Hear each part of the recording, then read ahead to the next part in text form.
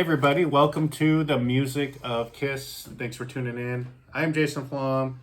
Your observation's correct. He's somebody you can't neglect. Peter Teasian. You got it. See, I nailed it. Yeah, you got it. Yeah, it's all about Love Gun today. We're going back to 1977. We're talking all about it.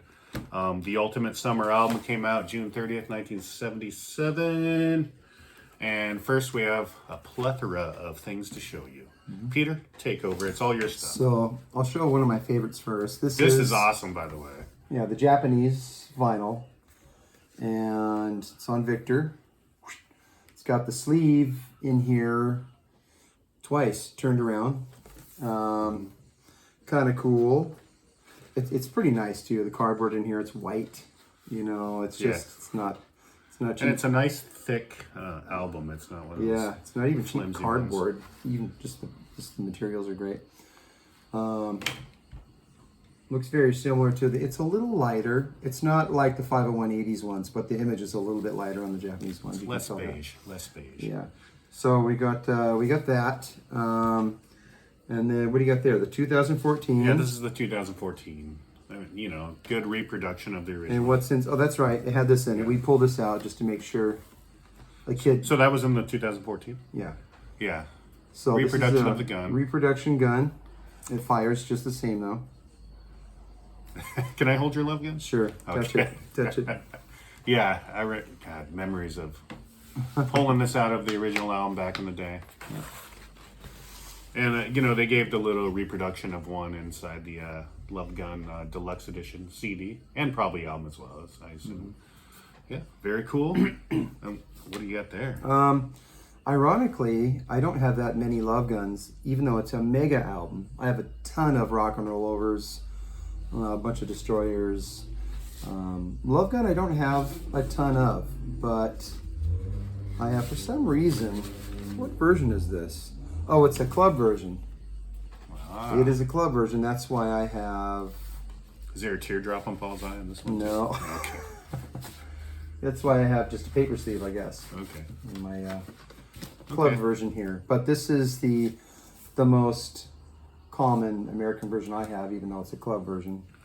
And then, what do we have here? We have the 2014. We showed that. We have the single for Christine 16, backed with a much better song, Shock Me. Right there. What a hater. Hey, come on. What a hater you are. Yeah. Ooh, what's that over there? This? You know I like showing these. Yeah. The 8-track. That's our thumbnail. It's 8-track with the white edge. You know, they reprint them, and then they always change the colors a little bit, or they'll put them in different colored tapes. Did that come out of your El Camino there in the parking lot? Yeah, it did, yeah. Wait, no. Let's read the track listing. That's true. Oh, we like to do this. And see which 2-minute songs had to be cut in half. So, 8 tracks come on 4 programs. Yeah. So the first program, if you put this in your little duster there in 77, you would hear I Stole Your Love, Love Gun, and Almost Human right off the bat. You would put it on program 2, Christine 16, Hooligan, and Then She Kissed Me. Program 3, Got Love for Sale, Plaster Caster. And Christine 16, Part 1. Yeah, you got to break that one up. Yeah, it's long. It's a mega song. It's, what, 2.5 minutes? Yeah, it's kind of like a Mahler symphony or something. 4, Christine 16, Shock Me, and Tomorrow and Tonight. So, yeah, track listing's a little different on 8 tracks. But look at that. Look at that. So beautiful. The best way to listen to music. Yeah, absolutely. So convenient, too. So this is what the original sleeve looked like. And this is the Walmart version that I picked up. And I don't really have to have every color vinyl that comes out. I'm not a freak for buying every little thing they throw out there, but it was pretty cool. It was cool. I think it looks pretty cool. I'm not really sure how orange and blue fit into... Well, I think they're trying for a marble color. Maybe. But I don't know about the orange. I mean, yellow and brown would have been... probably fit right in the color scheme a little more, or some green, but, you know, what the heck? It's cool. It's pretty cool looking. It's still cool, yeah. Yeah, it's pretty cool. Looks like they pressed these in Canada. Yeah. And I see you had the price tag on there. How much was that? That was $23 when it came out, but I think by the time I got this, I had to pay 45 or 50. Oh, really? Yeah, it was just a couple of years ago. So I missed it. In fact, I think I just missed it by a year or so, and people were hiking it up. So yeah. What else we have here? I think this is the first way that I had Love Gun. I had it on cassette. Gotta love cassettes. I was getting vinyl from swap meets and stuff like that, but I was getting my tapes from Tower Records. You know, so I remember getting 38th Street. Oh yeah, I remember getting people. Unmasked from 38th Street, the second location in Tacoma before it moved. Yeah. It used to be right in front of a place called Jafco. Yep. But maybe somebody can tell us: is the Jafco just a West Coast thing, or is that? I couldn't tell you. It's not around anymore. Yeah, it turned into Best, which was another very similar type of. I used to go to Jafco a lot after I went to the Squire shop. The Squire shop, huh? After I bought some albums at the Brass here at the Tacoma Mall. Nice. But yeah, you gotta love it on cassette. This is a polygram version, though. I don't have Love Gun, the original Casablanca. So it's from the 80s. Yeah. So, and then we have an original 80s CD, and it's just so dumb, but I just love that purple. Like, what the heck are they doing putting this purple, putting Love Gun Hughes on it? Oops. Whoa. Throw it away now. But this right here, they just have the whole little entryway blacked out for the song. Why? Come on. It's just funny. I love these early 80s CDs because they obviously just pumped them out real quick. But yeah, because CD players had just came out. So, hey, put out our catalog quick. yeah. And, you know, when we bought these CDs, it was kind of fun to get it to see how different it looked. Like, ooh, this is the digital version. Remember how ADD... to us, this is Love Gun officially released on CD. What's it look like? Yeah, it was pretty exciting. So First CD I ever bought, Paul Stanley solo. Really? From Floyd at Budget Tapes. No way, Records. that's your first CD? Yeah, I don't know why. Just randomly I thought I'm buying Paul solo. There was a few CDs sitting around the house, and the first time I took my money and went and bought a CD, it was Sepultura Beneath the Remains. Quite different than mine. I had a whole bunch of cassettes, but I waited a couple years longer than all my friends did to go CD. And when I finally did, I got Beneath the Remains on CD. God, that's a great album, actually, if you're a Sepultura It is. Yeah. If you're into that kind of stuff. Hey. But then you open up the reissue of the cassette, and you got Bang. Kind of cool. The way You don't get the actual gun, sorry, but you get a picture of it. Yeah, but you get the sleeve like this with the info over it. Then you know the Love Gun. I always like to comment on how the mastering is on the two versions, and they're really not that much different. The remastered version is just a tiny bit brighter. Volume-wise, they're just about the same. You know, so it really doesn't matter audio-wise which one you buy. But if you get the reissue, you get You get Robert Conte's little biography. that's true, and he's cool. Yeah. He did a good job on that. Yeah, and he also wrote the first, the Revolutionary comics, the first comic That I did not know. on Revolutionary. Did not know that. Yeah. I'm learning stuff as you are. Yeah. But yeah. So those are cool. And I was going to show these because Oh, those are cool. in 77 to 78, it's starting with these costumes in 77. Just the world went just mega kiss, everything. Every little book that came out for the next year or two. That's the first biography on them? This is 78. Robert Duncan's I book believe is it's the 78. first. I think it's Or like is this the first? early Let's look at 78? That might be the first. I thought Headliners was first. Headliners has got a lot of rock and roll over pictures and a lot of earlier pictures. Okay. It is 79 now. Oh. And it looks like this is a first print. So Headliners is cool. I had this as a kid too, and I don't know where it went. So a few years ago, I had to buy it back. Yeah. I got this beautiful beat up copy here. I wouldn't even trade it for a mint copy. I just love it. Yeah, definitely. Pages are falling out. Yeah. And again, Now you got this. Love Gun costumes again on another book. And you also have Sean and Billy Joel. I remember getting that from the remember the bookmobile would come to elementary school? Stevie Nicks there. Yeah.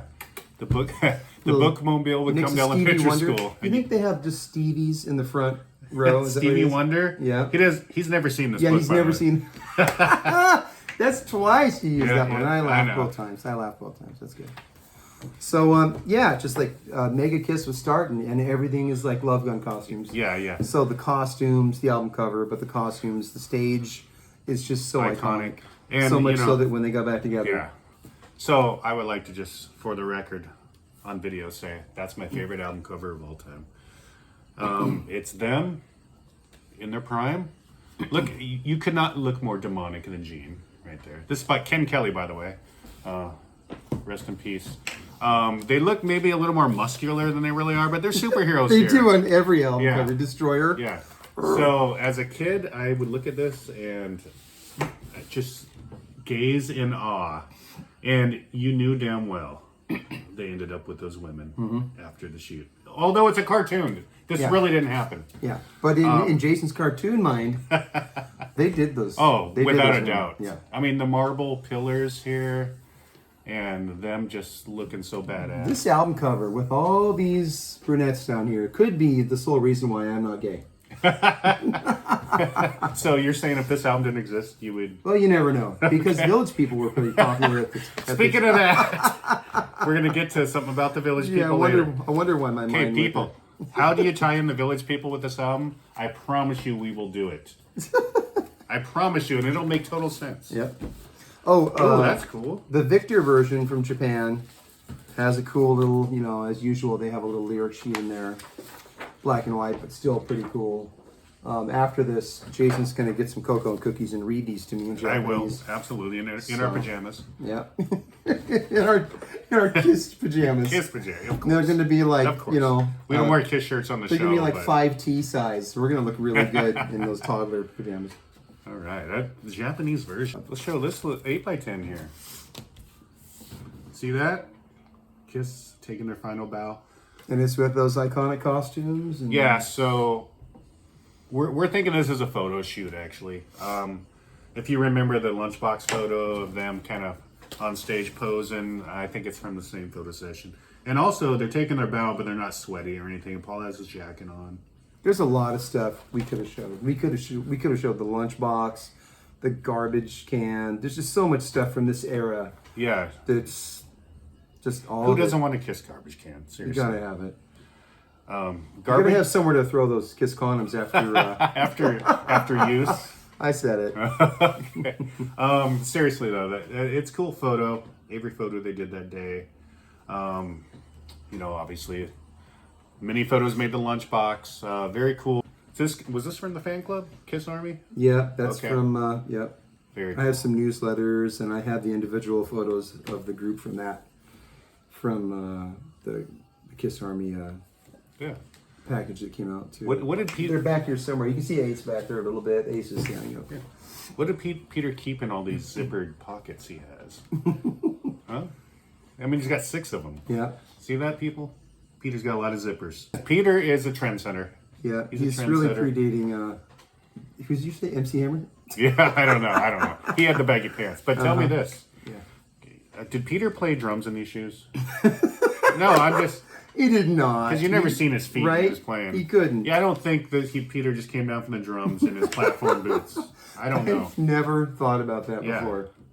So yeah, very cool. So this right here, bootleg DVD, but we all probably have it. We've all at least watched it. Houston, you know, they played 2 nights there. Who opened up that show? Styx. So that's the end of the tour then. Yeah, very end. Well, not the very end, but close to the very end. I think it was probably less than a week. The rest of the tour was Cheap Trick. Yeah, Cheap Trick opened up. We're going to get to the tour, but Cheap Trick opened up most of the American tour and Canadian tour. But yeah, very cool. I mean, Pro Shot Kiss in '77. They filmed Largo later on, Live 2 tour. That was cool too. I actually prefer that. That's even better. So now we've showed this stuff. Let's talk music. Okay. Indeed.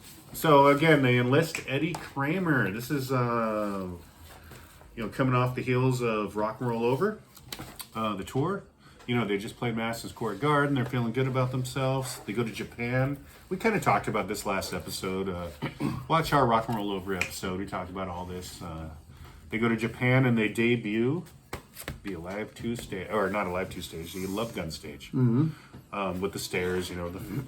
Would you call that the most famous stage? And yeah. Well, that's there. Yeah. When you bring that back for this 96, 97 tour, it's for a reason, because it's just, and it is so cool. Yeah. So I have an outtake poster right up here you guys can't see, but it's just a little bit, Paul's got his arm up, and it's just a really cool, it had the risers that are not quite all the way up yet. But it's very cool, and they're starting to fire everything off.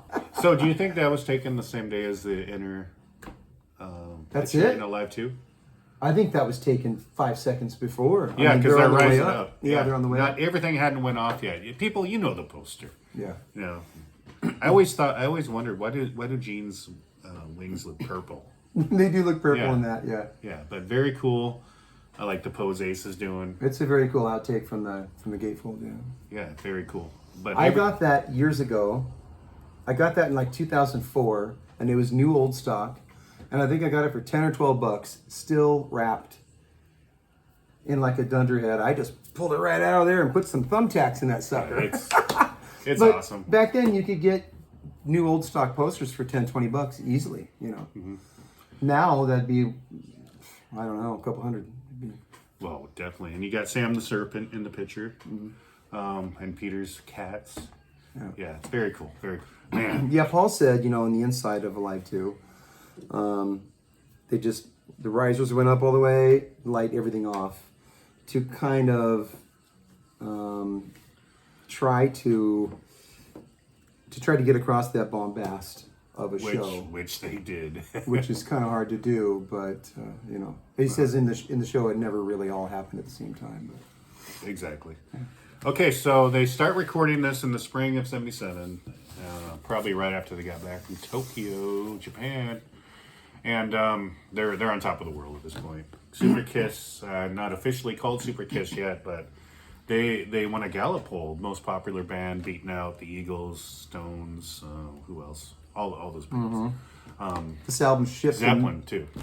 Yeah, it shipped 1 million. Yeah, shipped 1 million. So that means this went platinum on the day it was released. Same with the solo albums too. We'll get to that at a different time. Some of those are shipped back, though. Of course, yeah, you can. It's politics, because you can do that by just shipping more. Yeah. Telling all the stores you're going to want a lot of this, shipping a ton of them, and then of course, like the solo albums, you regret it a little bit, but ship platinum. Did any of you ever go in the record store late '70s or so and see the cutout bins? Yeah. And see why's Gene's solo album tape in there? It's like because not all of them that ship sold. Matter of fact, we'll get into that during the solo album episodes. Yeah. They shipped way too many out. But yeah, Love Gun shipped platinum right away. And in fact, the album ended up going. God, I don't think I realized this until I just did some research. Number 4 on the charts. This was top 10. Love Gun? Yeah, this was their biggest. This is their first top 5 album. Yep. Biggest selling album at the time. Yeah, first top 5. That's big. Yeah. That's big. We don't know. Kiss doesn't really re-up they don't recertify things, so we don't know how many it's sold really, but it's said to be around the 3-4 million mark by this point. Yeah, when you're super millionaires and you're still touring, I mean, do you have the time to it's like get all into that? Exactly. But yeah, it's one of their best-selling studio albums without a doubt. Because it's so confusing now too, because digital sales have entered the picture, so it's kind of like it's not real cut and dry. Not at all. Yeah. Not at all.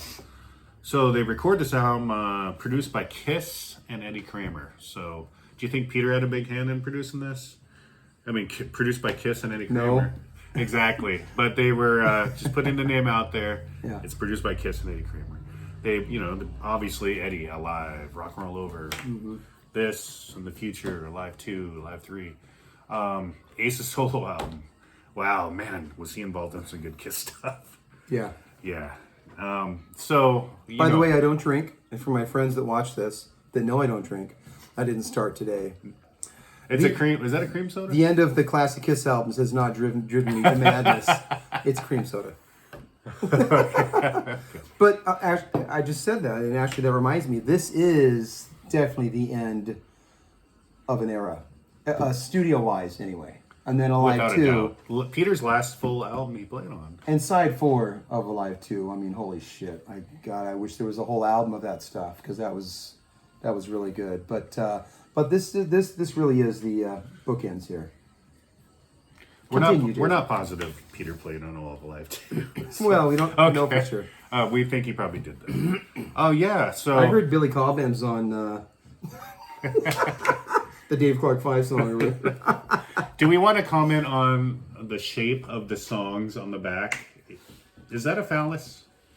I mean, the album is called Love Guns, so Is that supposed to be wienerish? yes, but that cannot be proven. I don't totally. Yeah, I don't know. It is kind of a weird kind of. I don't know. They could have done it so it just was an oval. They could have done it different. You're right. Yeah, but the bottom line is, I'm sure Kiss had nothing to do with it. It was the art direction. And there is no other logic because they're not alphabetical at all. No. It's not like it's all Paul songs and then Gene songs and whatever. There's really no logic. Yeah, and this wasn't the original running order because Then She Kissed Me wouldn't have been the third song on side 2. I Stole Your Love would not have been second to last. Yeah. Okay, so yeah, I could see Love Gun would have started off the album, but yeah, so that's up for debate. It's either here nor there. And this is a record plant recording, but Record Plant. Yeah, but mixed to Electric Lady. Yeah. So Paul did some demos. I mean, there's a well-known story. I actually thought it was when he flew to Tokyo. When he got off the plane, he had Love Gun all in his mind. He wrote it on the flight. No, he was just flying from LA to New York. And by the time he got to New York, he had Love Gun all constructed in his head. It was a Paul Stanley construction. Brandt. That's what he calls them. By the way, In Your Head, thank you for everything, for watching. And it's quite possible you might see myself or Peter or both of us on his show soon. In My Head, thank you. And so Love Gun was written on a plane in the sky, flying the friendly skies. Paul, I mean, you can totally see how Paul constructed the whole thing because the demo, you've heard the demo version. It's almost It's not much different. Yeah. There's no guitar solo, but so Ace did add his flair to it. Yeah.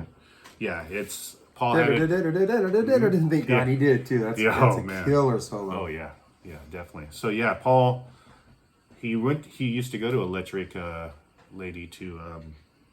Is it called Electric Lady or Electric Lady Land? The Hendrix album is Electric Lady Land. Okay, so it's Electric Lady Studios. Studios Electric Lady. And ironically, that album wasn't recorded there, but it was named after that album. I think there was there not a cut or two recorded there? I thought maybe there was. Maybe I know most of it was recorded at the record plant. Oh, this? Yeah. Oh, I thought you meant the Hendrix album. No. Most of that Hendrix album was recorded at the record plant. Yeah. With Eddie Kramer, by the way. Yeah. By the way, the record. Speaking of the record plant in New York, there's two. There's one in L.A. John Lennon spent his final night at the record plant. I think we might have talked about this. We've talked about the record plant before. Kiss has recorded there before. And he's working on Milk and Honey? Working on those sessions? He's working on a song called Walking on Thin Ice, which ended up on Milk and Honey. It's more of a Yoko song, really. Yeah. But yeah. I like some of Yoko's stuff from that era. I thought his stuff and her stuff didn't quite fit together. And they had that strategy. Every other song was his. Yeah. But her stuff, if she just had her own album, I think her stuff is pretty quirky and catchy at that time, actually. Very quirky. Obviously not a fan. No, but to me, it just didn't fit with his stuff. I'm not saying that. I'm just... I actually went to see her at the Crocodile. You did, huh? And she was playing with Sean Lennon. And... He's good. I got there with my date at the time. Long story. And it was sold out. But we were inside, and we seen Sean Lennon down a hallway, standing on a table doing some weird shit. I don't know what he's doing. Yeah. But so never got to see that show. Oh. Yeah, I know. But I did see Paul McCartney, if that counts. He was a Beatle. That works. Okay, so yeah. I'll take that. All right. I'd rather see Paul than Yoko any day. That's what I'm trying to say. Or Sean. Oh gosh. Okay, so but the album, again, recorded at the record plant, legendary studio. Paul has some stories about that studio. About the front desk girl. The front desk girl. He was doing her at the time. Yeah, and he said... He says that in his book. His quote was, I knew I wasn't the only one, but I was glad to be one. So, yeah, it was near Times Square, legendary studio.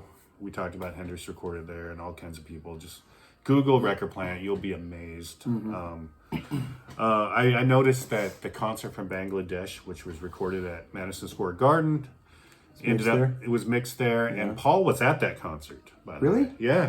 Yeah. Paul Stanley. Yeah. Not Paul Revere. Paul Rogers, no. No. No, Paul Revere. We're going to mention him later, too. Wow. But, yeah, Paul Stanley was at the concert of Bangladesh with George Harrison, and Dylan was there, and all kinds of people. So, just a little connection. Who knew? Well, now everybody does. Jason. Everybody knows now. So, this, again, Kiss at their zenith, their peak. The album comes out June 30th, 1977, ships platinum. So that's just like a little less than a month ago it had an anniversary. Yeah, 30, yeah, right. 47 years? Because if you're watching this after we're dead, 50 years from now, this is what, July, what is this? This is July 25th. 25th, I knew that. 2023. Yeah.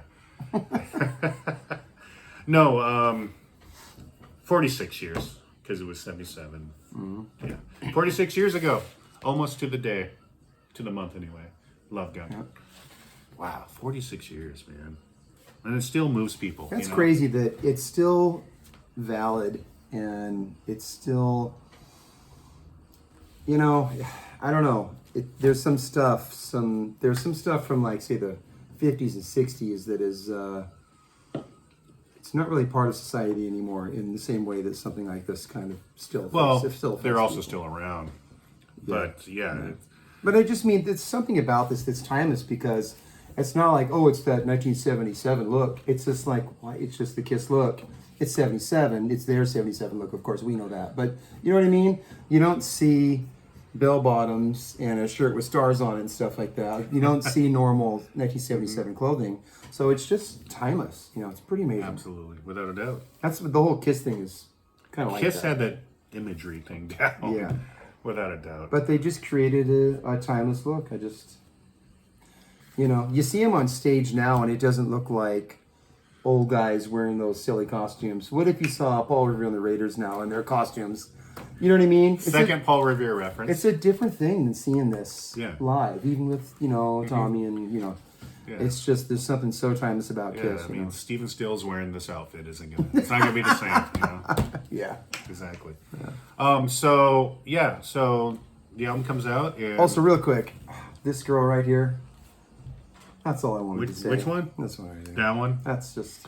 And what's with this one? She's just like a head. There's no torso or anything. Yeah. It's like, what happened to the rest of her body? Come on. Based on Ken Kelly's wife, which I've seen. That one right there? All of them.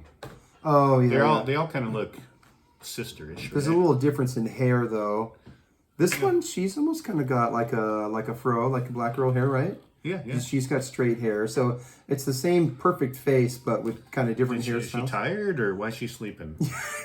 We got a sleeper right here. We got a sleeper. Yep. She's listening to Beth.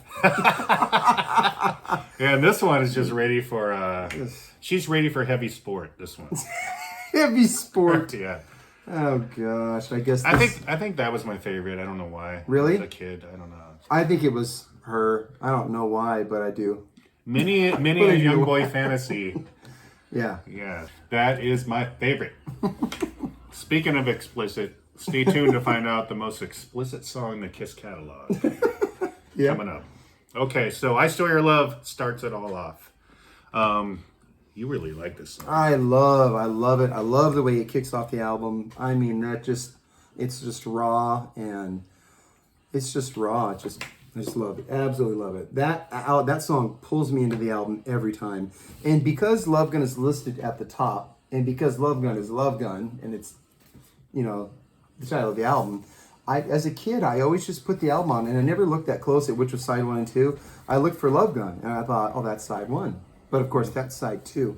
I wonder if anyone else out there... I had the same problem with Dynasty. Oh, really? I don't know why. You just wanted... I just wanted Charisma to be the to first start song. it? Yeah, totally. Yeah, so... You never said that on our... Let's re-record Let's redo it. Okay. Because that information is so important. That's vital for Kiss fans like in Netherlands and stuff. They got to know what you thought about that. Netherlands, yes. No, but it's just kind of funny. I always thought Love Gun kicked this off, and I always thought, God, I Stole Your Love. They just got a killer song on both sides, though, you know. Yeah. So I love I Stole Your Love. Yeah, great song. I was telling him, I'm not totally all about the guitar tone, Paul's guitar tone in the beginning. It's fine, don't get me wrong. This is my second favorite song on the album, but I don't know. You listen to the version on live too, and to me, that's the way it should sound. Yeah. The song was inspired by Deep Purple's Burn. Paul was inspired by that. We're talking about the Deep Purple Same tempo. Coverdale area, same tempo. I love Burn. Yeah, that whole album. I have at the club I work at, I have this 70s hard rock playlist I play all the time, and the first two songs are Burn, and I have Stormbringer first. Stormbringer, and then Burn after that. I love those tunes. Stormbringer, Tommy Bolin, he opened up for Kiss. See, we always keep it connected. The connections. Connections with the K. Always, right here. Yeah, it's the Rainbow Connection. Yeah, exactly. So, I Still Love, amazing. Couldn't be a better opener. Opener on the tour. Well, not in the very beginning of the tour. Yeah. But we'll get to that when we get to the tour. Paul, great song. Paul starts off the solo. Ace finishes. They were kind of doing that. You know, they did it a few times. I Stole Your Love. Yeah, just Paul wrote it by himself. This is an easy album to know who wrote the songs. Whoever sings it wrote it. Except there's there's two exceptions we'll get to. As far as we know, Gene played bass on I Stole Your Love. Yeah. Paul could have, but I haven't read that. But right. I guess it's possible. Yeah. I'm going to say it's Gene because he pretty much plays it exactly like that live. Yeah. So, again, you know, we talked about this during Rock and Roll Over, and this was just recorded like 6 or 7 months later. The background vocals, they nailed the background vocals on this album. They were really into that. I mean, the Beatles were into it. Why wouldn't Kiss be into it? Also, the first album, speaking of the Beatles, the first album, all four guys had a lead vocal. I mean, is that not Beatlesque or what? To me, that's shocking. Could you name any other band that's even done that besides the Beatles and Kiss? Seriously. Well, they finally, I guess on Love Gun, they finally got to their heavy metal Beatles aspirations. And unfortunately, it was the last time they would. Well, no, that's not true. Yeah, Dynasty had its song Bleach Guy, right? Yeah, Peter did on Alive 2, but not on Side 4. Yeah, true. Yeah. Okay, so, Alive 2. But then they took the Beatles heavy metal thing way further and each had an album with... That's pretty amazing. I'm kind of excited for that. Yeah, I mean, the Beatles did it after they broke up, but not when they were together. Who else did but that? not when they were together. You know, the Doobie Brothers didn't do that. Because the secret is Kiss didn't really want to be together for a while.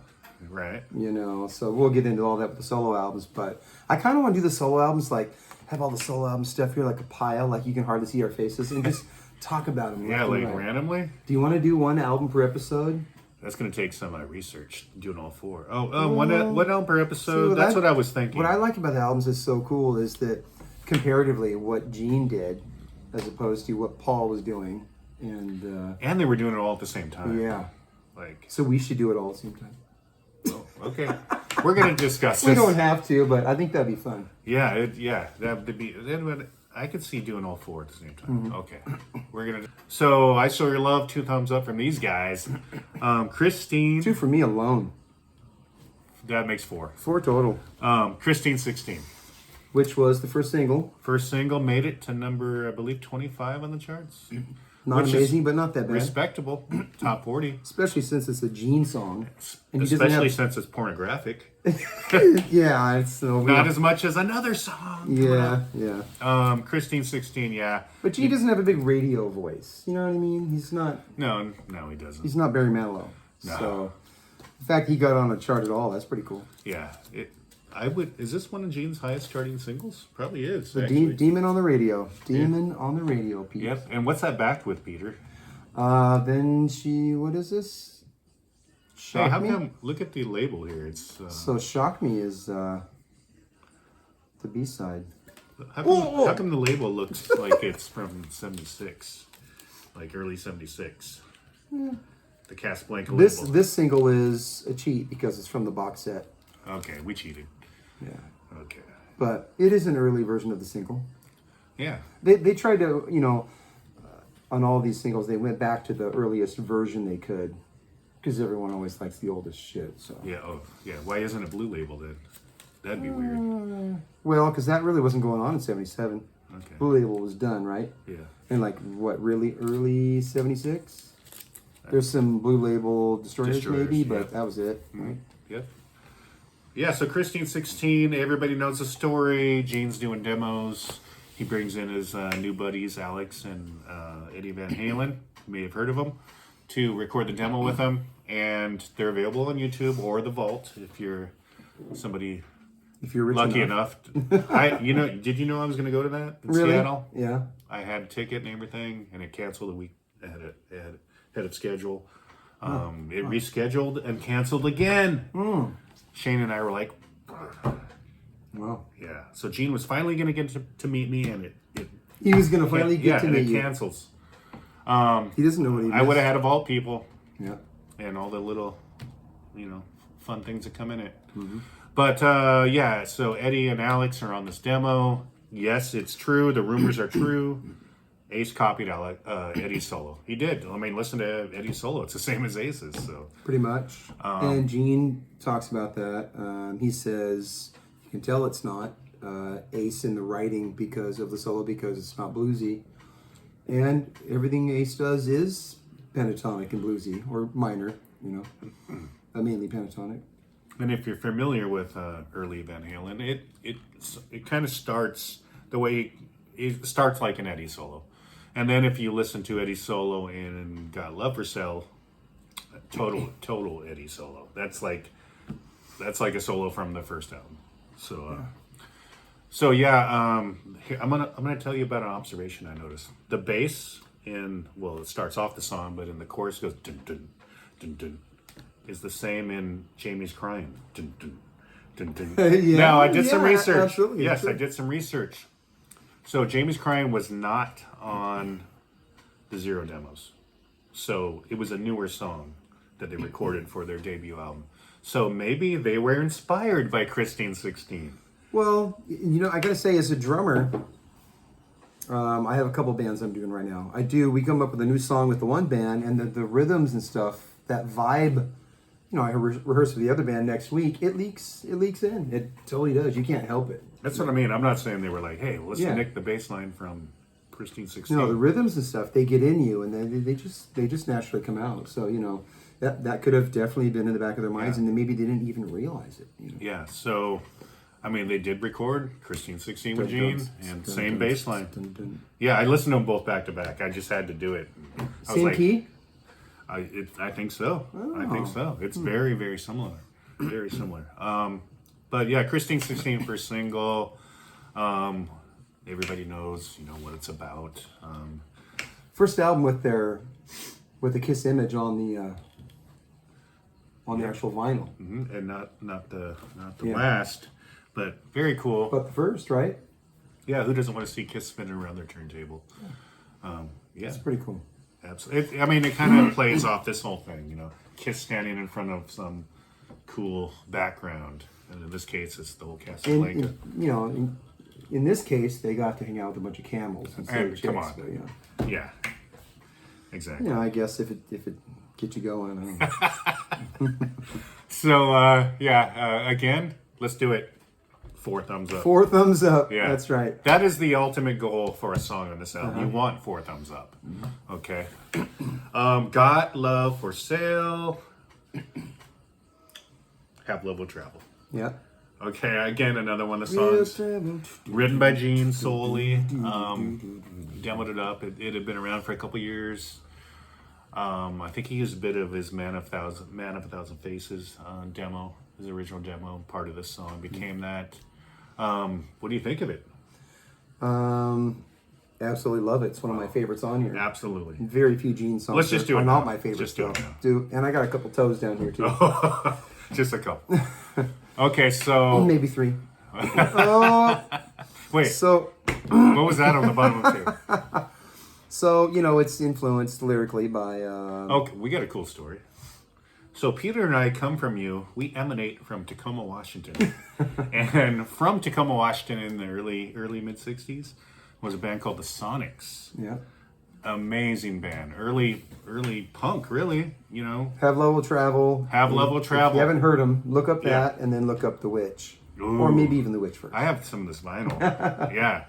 But Have Love Will Travel, it was the original title of Got Love for Sale. And also it's in the chorus. That's what they're singing. It's one of those songs that has 2 choruses on once, and I love that. And we looked it up earlier because we said something about the Sonics, and they were like, wait a minute, did they write that? So they didn't write it. No, Richard Berry and the Pharaohs recorded it in, we think, the late 50s, maybe early 60s. But we're not exactly... It's an R&B number. Yeah. Yeah. Almost doo-woppy. Sonics rocked it up. The Sonics totally rocked it up. Paul Revere and the Raiders, third reference, also did it. Also a Northwest band.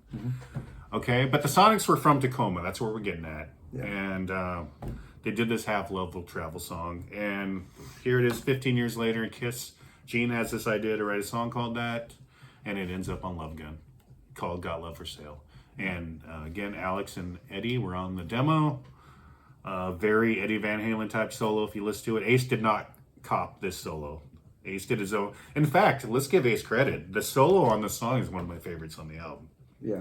Starts off with the, Ace doing his famous, stuttering one note. The solo. Yeah. Let me ask you, did Ace really ever do just a bad solo, which wasn't very creative or melodic? I mean, his solos always did the right thing for the song. Some are better than others, but they're all good. I've heard a lot of people say that. You can't say he was the fastest shredder. No, not at but all. He really did something cool in the given space for whatever song he's playing for. He really I think he really had a special gift for just fitting into whatever was needed, Without a doubt. And so he was very useful for Kiss throughout this first whole era, When your influences are Beck, Page, and Clapton, and Hendrix, you're good. Yeah. You're good.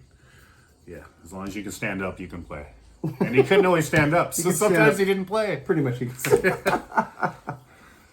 All right, well, that's So more. Got Love for Sale. That's Gene on rhythm guitar. Yeah, it is. On Gene's rhythm guitar and his songs. Yeah, Gene. Paul Lovegun on bass on Lovegun. I think we should have mentioned Gene played on Christine 16 as well, rhythm guitar. Yeah. And Paul Lovegun on bass on Lovegun. Yeah, I don't know if yeah, we said yeah. that, but they're kind of divvying it up at this point. They're Speaking of that, the next song is all Ace and Peter, isn't it? all Ace. Yeah. And Peter on drums, and I do hear Gene and Paul on background vocals. We're talking Shock Me. The next time they return to that would be Into the Void, or maybe Rocket Ride. The next time when Ace would play everything and Peter would drum. Yep. Ace liked playing everything on his own songs. Yeah. So, he did a good job, so you can't complain. So Shock Me is next, and Peter, I'm going to tell you this. It is the best song Ace has ever been involved in. Well, at least singing and that he wrote. Shock Me is my favorite. Yeah. Amazing. It might be Rocket Ride. Here it is. I'm doing it early. I'm sorry. It might be Rocket Ride for me. I'm not sure. Oh, really? Okay. So that whole era, though, 77. Yeah. Oh, yeah. Do you think he had Rocket Ride in his back pocket during this, or did he write it later on that summer? Did he have those? I'm not sure. Like, which one do I when he pick wrote for that. this album? Rocket Ride or? Did he say he was going to maybe have Rocket Ride? It would have been on his solo. Did he say that? Oh, I do remember that. Yeah. That he might have been saving it for a solo album. Yeah. So, very cool though. That's something to imagine. Rocket Ride on that album. And Shock Me, of course, the story is that he fell off, got shocked. They went. Touched the metal railing that wasn't grounded. And we mentioned this in the last episode. We did. Because the tour of Rock and Roll Over. Then they went wireless. Yeah. So they didn't have that problem again. Yeah. No. But yeah, he got the inspiration for that, and great song. Of course, he kind of makes it about sex. Kind of ties it into sex. Yeah. When I'm listening to it in the car, I'm hoping my kids won't Kind of quite ties it get into it. sex. Yeah. But everything about it, and I would like to mention Peter's drum sound, the snare sound, the tight snare sound, is amazing. I mean, it starts off the song. Yeah. Yeah. Just This and Alive too. I'm loving his drum sounds at that point. Peter like this is his peak. It was downhill from here. Let's face it. Well, you didn't really hear him. I mean, it's not. I don't know if it's downhill, but it's just, I mean, how much did you hear him on a live 2 side 4? I mean, we like to think that's him on every song. I mean, I hope it is, but I mean... Yeah, but you hear him on But then Dynasty, it's only one live song. shows. But on Dynasty, it's only one song. Oh, if you're just studio. So you mean studio stuff, we really didn't get to hear him again until 96 or whatever. We didn't really get to hear him again. Well, did we hear him in 96? On the tour, you know what I mean? On the tour, but on the album? I mean, just because playing, which at that point, it changed a bit. Yeah, I mean, come on. Some guys can handle drugs, but some can't. I mean, too many car wrecks. Plus 96, when you're out of it for, was that 18 years between like Alive 2 and something like that. It's quite a lot of years if you're not playing your kid all the time. Right, and he wasn't. He got back into it and he did some touring. He was too busy bleaching his hair blonde and being on Donahue. Yeah. And being in bad bands with Mark St. John. But he was in bands here and there. But Balls of Fire? Yeah. Yeah? You're gonna... No. Gotta do it. Gotta do it. But they'd had the Ace and him at that tour. I mean, he was playing. Yeah. But he got back into it. Yeah. So, Shock Me. Is it one of your favorite Ace songs as well? Oh, absolutely. Oh, absolutely. I mean, High Point. Yeah, without a doubt. I mean, we all know Shock Me. Let's not sit here and talk about something we all know about, huh? So and Ace's voice is cool. So this is the first album with his voice, and he has that rock and roll voice added to this. That cool air he has about it. Absolutely. It's a great vocal debut. He recorded it laying down in the studio in the dark. So yeah, it's amazing. Yeah. It's absolutely amazing. And then of course the first show of the tour, he's doing it live. And it was his guitar solo little special moment as well. That became his Yeah. So Shock Me instantly Ace classic. Just off the bat. Like boom. Just like that. 4 thumbs up, boom. 4. Instantly. All right. So then we got Tomorrow and Tonight. Oh, we have a lot to say about this song. I like it. Fun song. Yeah, it's them trying to recreate the whole party song, shout it out loud, rock and roll night thing. Yeah. And hey, it works to me. I think they did it, really. I mean, let me ask you this. It's really good on a live too. Why wasn't this ever a single? Yeah, why wasn't it the first single? Yeah, it's like I don't get it. You create this good single and then you don't release it as a single? That might, okay. I'm going to say right now, that's one of my biggest Kiss mysteries ever. It's like... Maybe they weren't... It's not like the world was that much different back then. Christine 16, that was still kind of a weird taboo. Maybe they thought this will create a little drama. You know what I mean? Maybe they knew it was a good song. No, but I also, understand that being a single, but that should have been the second single. But you know what I mean? But lyrically, maybe they thought that song might get them in a little bit of trouble in the right way and make news. But they had so much... It's racy, you know what I mean? They had so much steam behind them, though, at the time. They didn't need that. They're just going onward and upward. Yeah, and to not release it at all as a single, even the third single. Yeah, I just don't get it. I don't get it. I guess there was probably not time for a third single because they were already on to Alive 2 and Rock Ride was released and all that. So but it should have been a single is what we're getting at. Even like when Alive 2 was released, it was a B-side, right? So I don't get that, but it's a great song. It's a good party song. It's about partying. And we have a little tidbit to share with you. So the background vocals. One of the background vocals was a guy, and I know they sound like females. There's a couple females as well. Ray Simpson ended up being the cop in the Village People. Yep, the second cop. Yes, people. There is a Village person singing on Tomorrow and Tonight. Casablanca. Who knew? Yeah, exactly. Who knew? I guess he was the second cop, and they brought him in short notice because he had performed on the albums, I guess. Well, here's the thing. Yeah, he was a background vocalist on early Village People. We all know early Village People's the best. You know what I mean? The early stuff. But he replaced Victor Willis. It's sad I know these How names. do you know this name? He replaced Victor Willis as the original cop in '79. So he got to be in the movie. You're nuts. Can't Stop the Music, right? Yeah. And he was with him for a long time, actually. And Victor came back at one point. And then Ray Willis took over. It's so confusing. This Village People drama. Don't get me started. Don't get me started.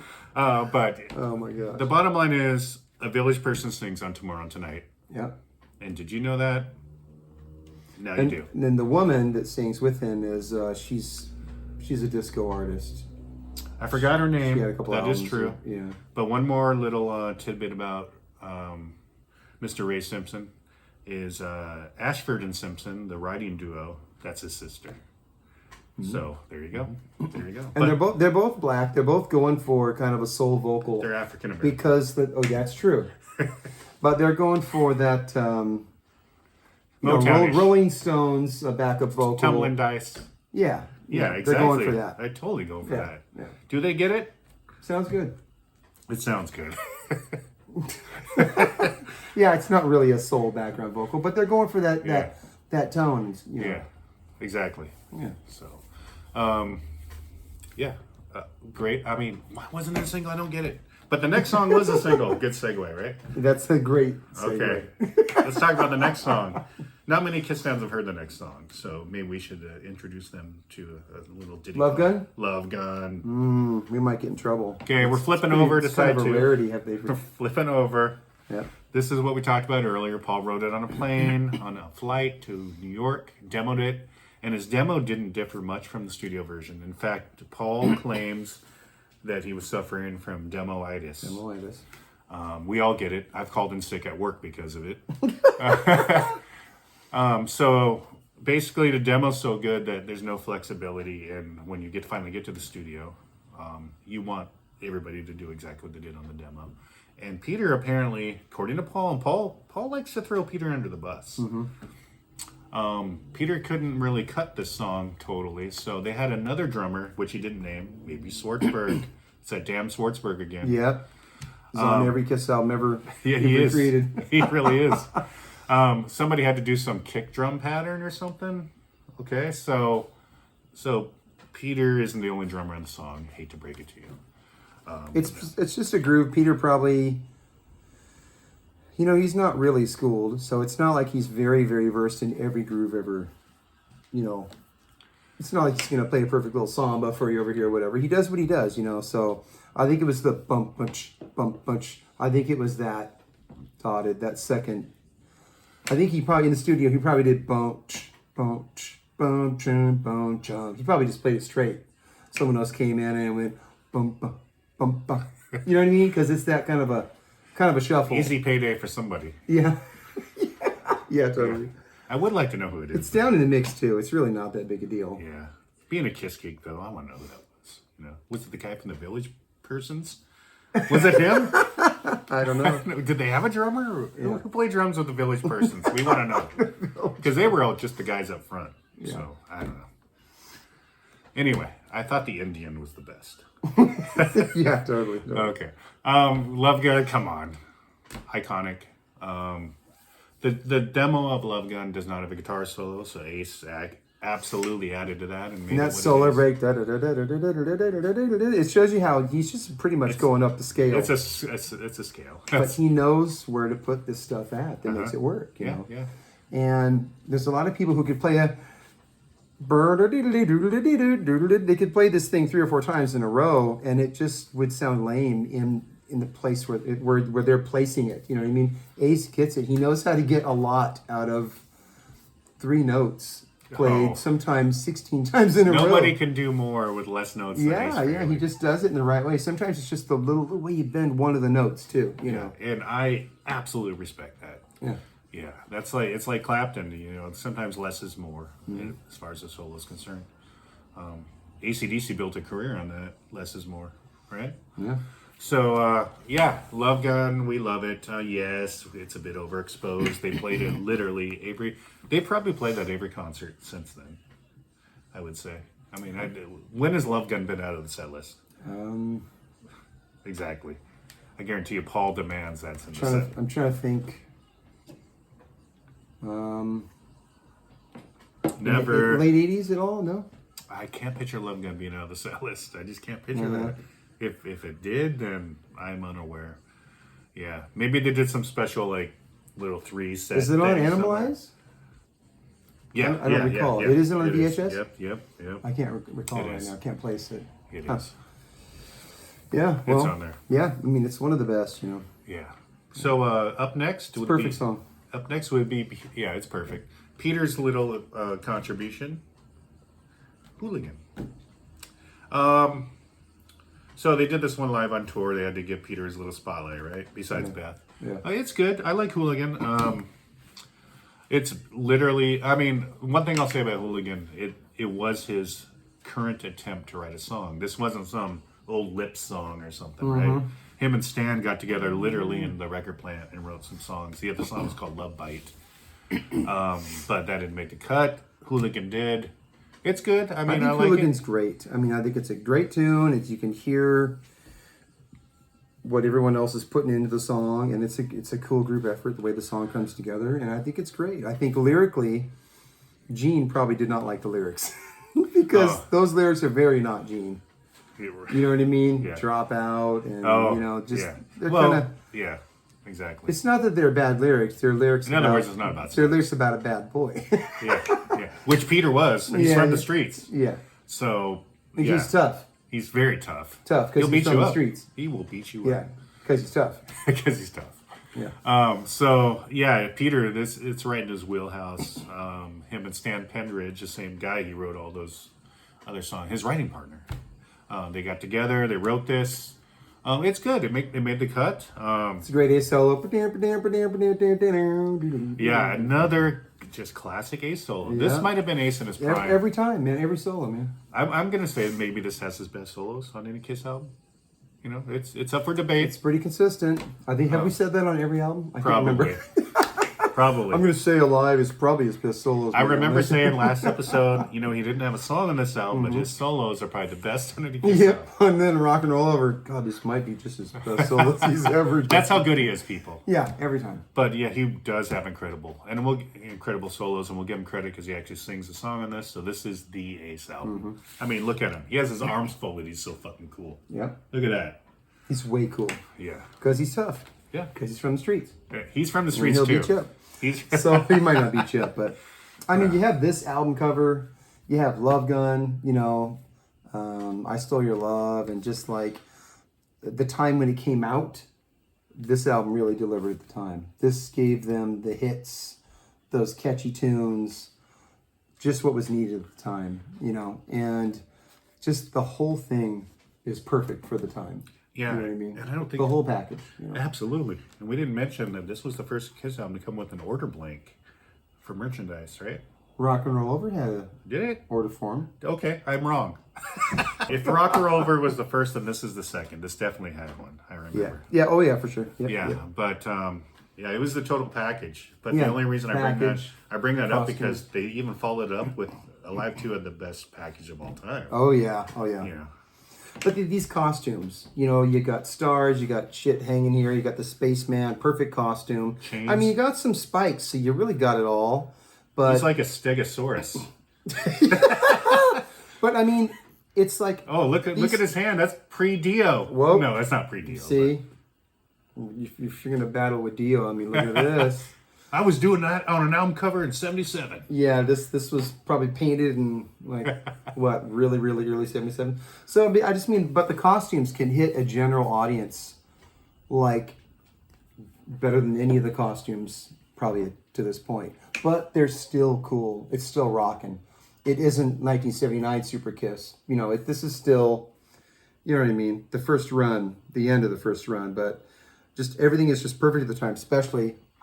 What's He her name over really here? likes them. I mean, her. She's perfect over here. Yeah, but just everything about this, the look, it just works so good, for the masses, Are you saying that's your favorite Kiss album cover? No. This portion down here. He's a hot in the shade guy. Oh, that's definitely my least favorite album Yeah, cover. it is for both of us. Absolutely. Yeah. So what? We just talked about Hooligan. Yeah. Hooligan's great. Do it. I know she moved down a little bit though. It wasn't as passionate. Two thumbs, but kind of like Like that. that. Look, you can see the tips. Just the tip. Hooligan. No, Hooligan. Will I call it my least favorite on the album? You probably would. I know a lot of people right now are thinking, no way, man, the least favorite, the worst track Kiss ever did is coming up. I mean, he ain't that old though, so remember he could beat you up. Okay. So you watch it. You better watch it. Okay. I love Hooligan though. Yeah, and Peter's tough. You hear Gene in the background. It's great. No, it's Hooligan's fine. Don't get me wrong. Wanna know? Hooligan is fine. It's fine. Yeah. All right, so Almost Human. They hired for Almost Human a world-renowned bongo player.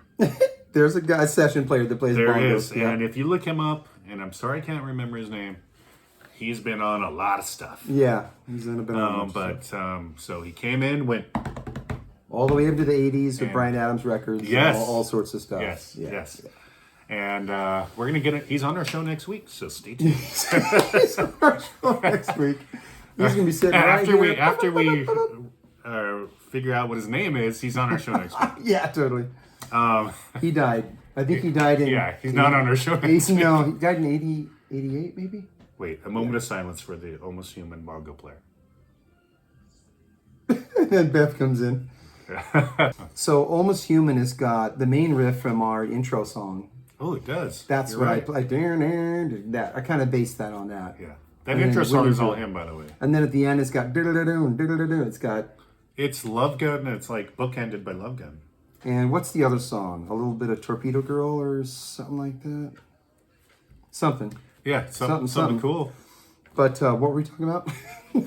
We're talking about Almost Human. Almost Human. I love it. I love it. I love it. It's one of my very, very favorites on here. And there is a tribute band, which is very good in the Northwest here called Almost Human. Joe Dredd, right? Is he still in it?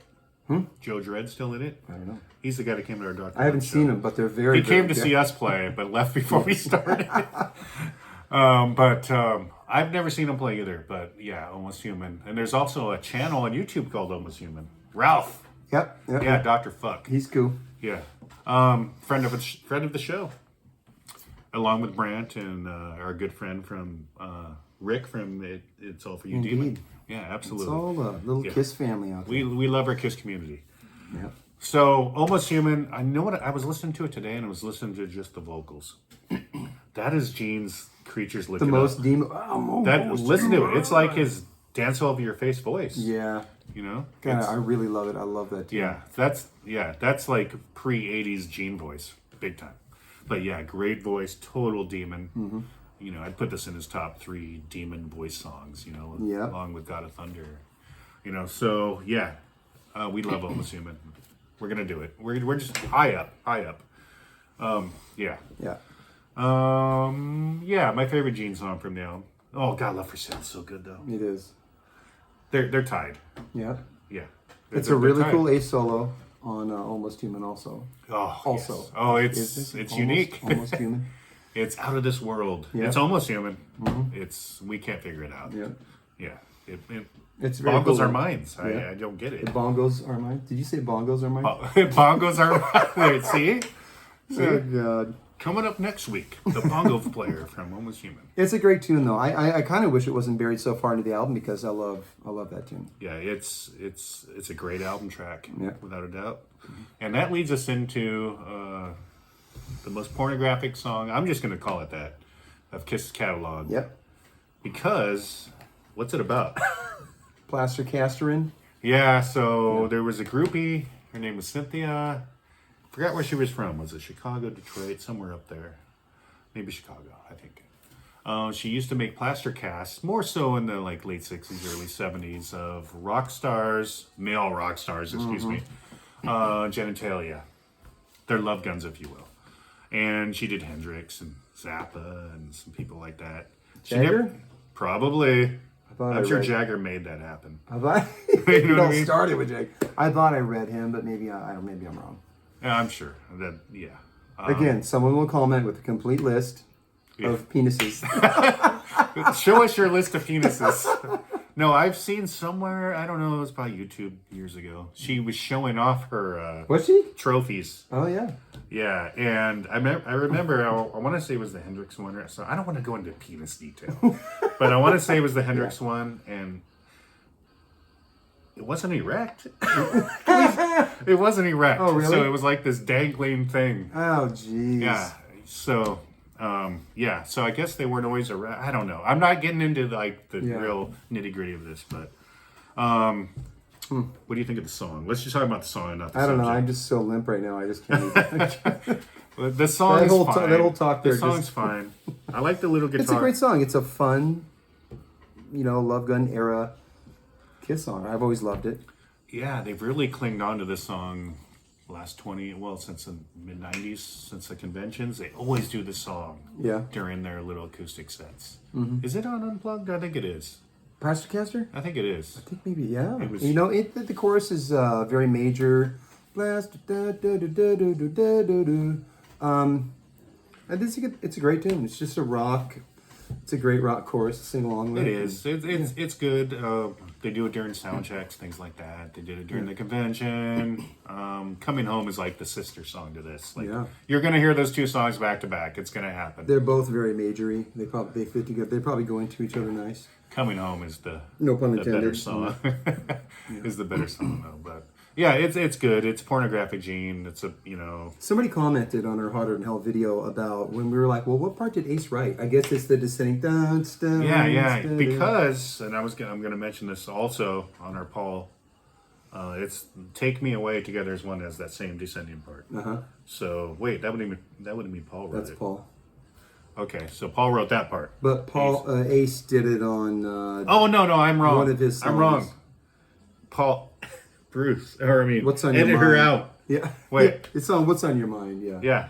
Yeah. Somebody commented that Ace did that on What's on Your Mind. So Yeah. Ace reused that. So that's cool. We'll have to mention that on our Ace episode. It's just really going boom, boom, boom, boom. Going down the majors, right? Major Mm-hmm. scale, descending. So, Paul probably did it 5 times too, Yeah. really. Yeah, you gotta like things that descend and ascend. I mean, it's beautiful. It's music. Ascending and descending. Yes, it's what good music's all about. Okay, so yeah, Plaster Caster. Let's do it. Pretty good. It's pretty good. it's good. It's my least favorite Gene song on the album, but that's Yeah. fine. Up next is a song that causes a lot of controversy in the Kiss community. Well, it's not a heavy rock song. No. So if you can just wrap that around your brain, you get ready for a pop song. That's all it is. You know what I mean? It's a early '60s Crystal song. They were a female band, vocal band. So, yeah, it's Phil Spector produced and all this, and Cat's here. Obviously, Kiss Come loved here, it. kitty. There's a cat on our table. Come here. Over here. Be on camera. Peter, Exactly. come on. It'd be cooler if we were talking about Peter's song when See, this happened. It's obvious you weren't a big Hooligan fan, so Okay. the spirit of Okay. Peter Criss sent this guy. Ah. sent this guy here. Now, what's your cat's name? The cat's name is Twilight. Not named after the movie. That's because my daughter really liked Twilight Zone. But Okay. you don't really That's name- even cooler. You don't name your cat Twilight Zone. You got to shorten Yeah. it somehow. So she narrowed it down to Twilight. Cute little kitty. So when she gets into the Twilight movies, she's 12 now. So when she does get into Twilight movies, that'll be a kind of a sad day. But we've been on 20 episodes now, and that cat has only made one other appearance, and it was back there. back there, and I think we started over. Yeah. These days, our quality's kind of so we just pick the cat up and show it off. Show it.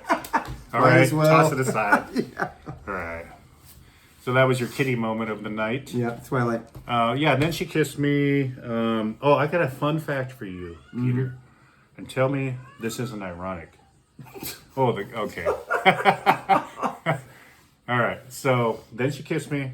We know it's a cover and all that. But in 1976. Okay. Anyway, so Yeah, fun fact, Peter, about Then She Kissed Me. So it was a Crystal's version. Well, they did the original version, 63. Phil Spector produced, Wall of Sound, Big Sound. 1976, pre-Love Gun. A band covered the song in England. that's suspenseful. Who is this? They did a Pretty Faithful version. Yeah. And think about songs that Kiss or Kiss members have covered that have been successful. The band was called Hello. Hello. And Ace ended up covering Your Groove from Hello. So Hello was on Kiss's radar is what I'm getting at. I mean, I don't know. Maybe it was just a coincidence. Okay. But Hello covered Apparently, Hello didn't know how to write their own songs. So they did New York Groove. They did New York Groove first. Uh-huh. Ace covered it from them. Russ Ballard wrote it. Russ Ballard of Argent. And the Zombies. But they also did Then She Kissed Me. And it was called Then She Kissed Me. The Beach Boys covered it in the mid-'60s too. But yeah, and the Kiss version is actually totally faithful to the original. If you listen Except to it. for He and She. Besides the title. Yeah, totally. But the solo, because I used to really give Ace credit for coming up with this good melodic solo. And but if you listen to Crystal's version, that solo is in their version, but it's played by strings. Yeah. But you are looking at two people who played that song live on stage, by the way. At Patrick's wedding. Oh, we did. We pulled that out for the wedding? At Patrick's wedding. See, here's the thing. There's some hate for this song, but you know, I like 50s rock. I like early 60s. I love doo-wop. What I love more than I that? love tons of stuff. You know, I love my favorite bands playing songs they love. Yeah.